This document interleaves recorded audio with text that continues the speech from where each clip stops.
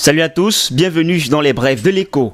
Dans le cadre de sa stratégie de financement du budget de l'État pour le compte de l'exercice 2020, le Cameroun va solliciter auprès des banques locales une enveloppe de prêts d'un montant total de 30 milliards de francs CFA, selon les sources internes du ministère des Finances. Ces financements viendront s'ajouter aux 220 milliards de francs CFA que le Trésor public camerounais tente depuis le 8 avril 2020 de lever au moyen de 3 émissions d'obligations du Trésor OTA sur le marché des titres publics de la BAK. La seconde séance d'adjudication relative à ces opérations a lieu ce 15 avril, tandis que la troisième est prévue à la fin du mois d'avril courant. Le 8 avril dernier, au cours de l'opération inaugurale de ce programme de recherche de financement sur le marché de la BAK, le Trésor camerounais a pu sécuriser une première enveloppe de 71 milliards de francs CFA. Pour rappel, selon un décret présidentiel signé le 18 mars 2020, le ministre des Finances est habilité à mobiliser une enveloppe totale de 320 milliards de francs CFA sur le marché des capitaux au cours de l'année 2020 pour financer les projets d'infrastructure dans le pays.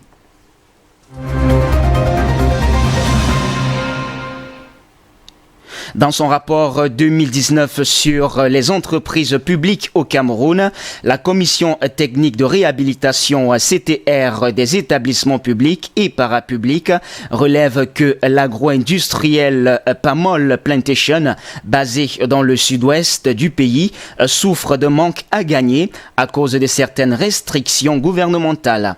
Au niveau des activités de la société, relève CTR, il est nécessaire que les ressources soient prises en vue d'une part de la suppression de l'administration des prix de l'huile de palme et d'autre part de la levée de l'interdiction de son exportation qui engendre un manque à 50 francs CFA par kilogramme pour la Pamol au regard du marché potentiel à approvisionner en Afrique de l'Ouest, notamment au Nigeria. Pour soutenir son argumentation, la CTR souligne que l'augmentation envisagée de la production de la Pamol dans le cadre du contrat plan avec l'État, qui est de 15 000 à 28 000 tonnes d'ici 2022, nécessite l'exploration de nouveaux marchés pour son écoulement. À défaut, préconise la Commission, l'on pourrait envisager une autorisation d'exportation de sa production d'une proportion de 30 à 40% pour l'heure la Pamol à deux principaux clients, Maya et Azur, qui absorbent entre 80 et 85% de produits de l'huile de palme. Il reçoit régulièrement des prépaiements de ses clients. Les 20% restants de sa production sont mis à la consommation des ménages. Et puis, depuis le début de la crise du coronavirus, plusieurs voix ont réclamé un allègement de la dette des pays africains pour leur permettre de maximiser leurs ressources financières afin de riposter efficacement contre la pandémie de coronavirus. 19 pays sur 25 à travers le monde bénéficieront dans l'immédiat d'un allègement de leurs dettes auprès du Fonds monétaire international. Ils recevront des subventions pendant 6 mois pour couvrir leurs obligations au titre du service de la dette envers le FMI. Il s'agit du Bénin, du Burkina Faso, des Comores, de la Gambie, de la Guinée-Bissau, le Libéria, Madagascar, le Mali, le Mozambique, le Niger, la RCA, la RDC, le Rwanda, Sao Tomé et principalement la Sierra Leone et le Togo. Selon les précisions de l'institution de Bretton Woods, il s'agit d'une première phase. La CCRT indique que le fonds est actuellement doté de près de 500 millions de dollars. Une première tranche de 250 millions sera déployée pour les 25 pays présentement sélectionnés. La Grande-Bretagne a contribué à hauteur de 185 millions. Le Japon a apporté 100 millions, tandis que les autres pays donateurs comme la Chine n'ont pas mentionné leur quota.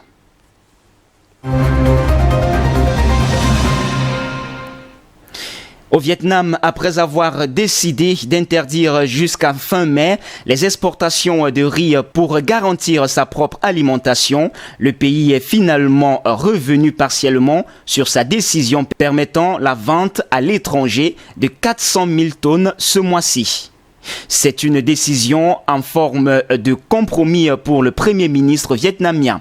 Une levée partielle et temporaire du blocage des exportations de riz pour répondre notamment aux inquiétudes des riziculteurs. Les producteurs déjà durement éprouvés par une sécheresse historique qui a frappé ces derniers mois le delta du Mekong, aggravé par la mise en service du barrage en amont du fleuve en Chine et au Laos. Si la décision du gouvernement de limiter les exportations était une bonne nouvelle pour les travailleurs pauvres, car elle contribuait à faire baisser les prix sur les marchés locaux, il risquait en revanche d'impacter négativement les producteurs, les privant de débouchés pour leurs produits. Les autorités craignaient également qu'une interdiction pure et simple des exportations ne porte durablement atteinte à la crédibilité du pays en tant que fournisseur fiable du riz. Le gouvernement a donc décidé de lâcher le lest. Il autorise à nouveau les exportations, mais en imposant des quotas. Et puis la banque suisse UBS anticipe désormais une once d'or à $1 800 sur son horizon d'investissement contre auparavant respectivement $1 700 en fin juin et fin septembre, $1 650 en fin septembre et $1 600 en fin mars 2021. Ces nouvelles estimations découlent de son anticipation de taux d'intérêt réel plus faibles à la suite des dernières décisions de la Fed, Réserve fédérale américaine, qui a mis plus que le paquet. Il a en effet élargi ses mesures de soutien au marché du crédit qui intègre désormais les emprunteurs qui sont récemment tombés dans la catégorie Junk Bonds.